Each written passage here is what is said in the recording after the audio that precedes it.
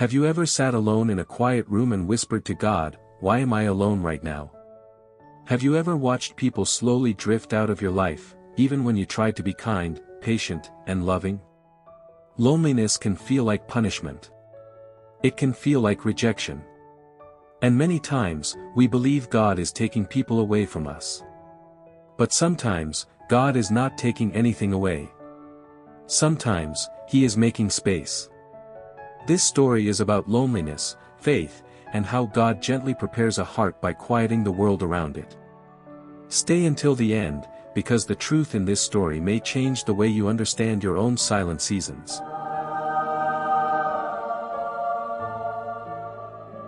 In a quiet countryside village, where narrow dirt roads curved between small homes and wide open fields moved like gentle waves in the wind, there lived an old woman named Martha. She walked slowly and spoke softly, but her heart carried a deep and steady warmth. Her house was small, built of warm wood with a simple roof, yet everyone who entered felt peace there. Martha believed God lived wherever kindness lived, and she tried to make her home a place where kindness never ran out. There was a time when Martha's life was full of sound and movement. Her husband was strong and cheerful, a man who laughed easily and worked hard. Their son, Daniel, was curious and full of energy, always asking questions about the world and about God. Together, they worked the land, shared meals at a small table, prayed before sleep, and dreamed simple dreams. Martha often thanked God for giving her enough, not wealth, not luxury, just enough love to feel complete. Then one winter, sickness came quietly. Her husband grew weaker with each passing day. Martha stayed by his side through long nights, holding his hand, feeding him slowly, and whispering prayers she had learned as a child. Sometimes she begged God to heal him. Other times, she simply asked God to stay close. When her husband passed away one early morning, the house suddenly felt too large and unbearably silent. Martha cried alone, her face buried in her hands, asking God why love had to hurt so deeply. Yet in that grief, something unexpected happened. Alongside the pain, she felt a quiet calling, as if God were reminding her that His presence had not left with her husband.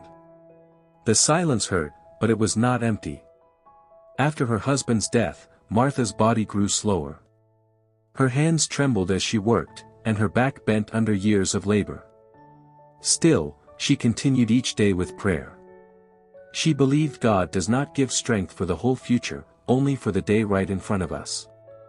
When Daniel grew older, he left the village to work in the city.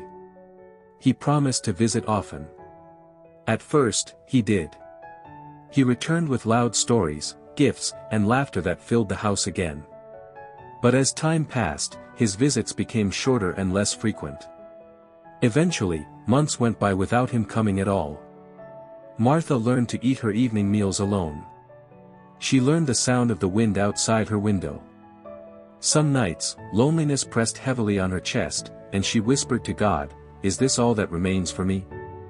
But every morning, she still rose before the sun, washed her face, lit a small lamp, folded her hands, and thanked God for life. She never asked God to take her loneliness away. She only asked to be useful. Martha cooked simple meals, cleaned her small home, and worked in her garden, where she felt closest to God as her hands touched the soil.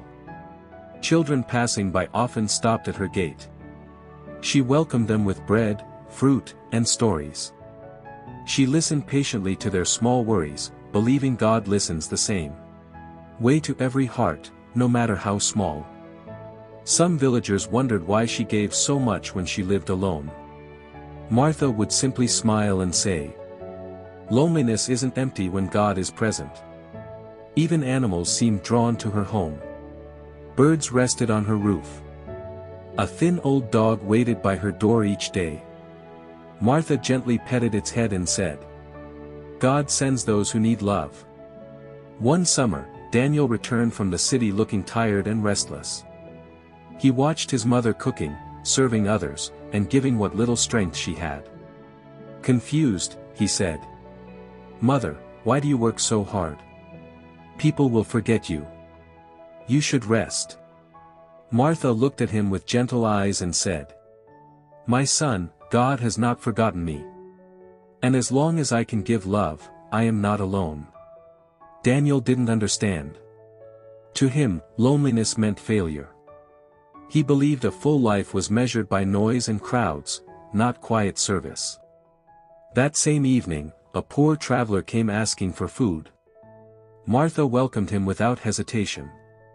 Before leaving, the man blessed her and said, "May God return your kindness when your strength is gone." Daniel heard the words, but their meaning had not yet reached his heart. As months passed, Martha's health weakened. Her steps grew shorter, and her nights grew longer. Some evenings, loneliness returned with force, and tears fell freely. But instead of growing bitter, Martha prayed more deeply, trusting God was shaping her heart in ways she could not yet see. One winter, she became very ill. She could no longer stand or cook. When the villagers heard, something unexpected happened. People came from every direction. Women brought soup and medicine. Children sat beside her bed, gently fanning her. Men stood outside her home, praying quietly. In that moment, Martha realized none of her kindness had been lost. God had kept it all. When Daniel rushed back and saw so many people caring for his mother, his heart finally broke open. Sitting beside her bed, he wept and said, "Mother, you were never alone." Martha smiled weakly and whispered, "God never takes love away. He only moves it." After she recovered, Daniel begged her to come live with him in the city. Afraid of losing her, Martha prayed and felt peace. She believed God was opening a new door. City life was loud and crowded, and at times Martha still felt lonely inside the apartment. Then one day, Daniel took her to a home for orphan children and asked if she would like to help there. Tears filled Martha's eyes. She knew God had answered her loneliness once again. She cooked, told stories, prayed softly, and held children when they cried. They called her Grandma Martha, and her heart felt full in a new way. Years passed. Martha grew weaker, but her spirit remained strong.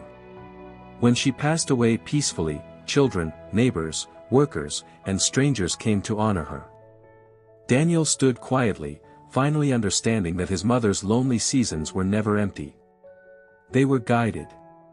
If you like this video, share with your friends, family. Don't forget to subscribe. I will see you next video. Stay blessed, stay quiet, and I love you all.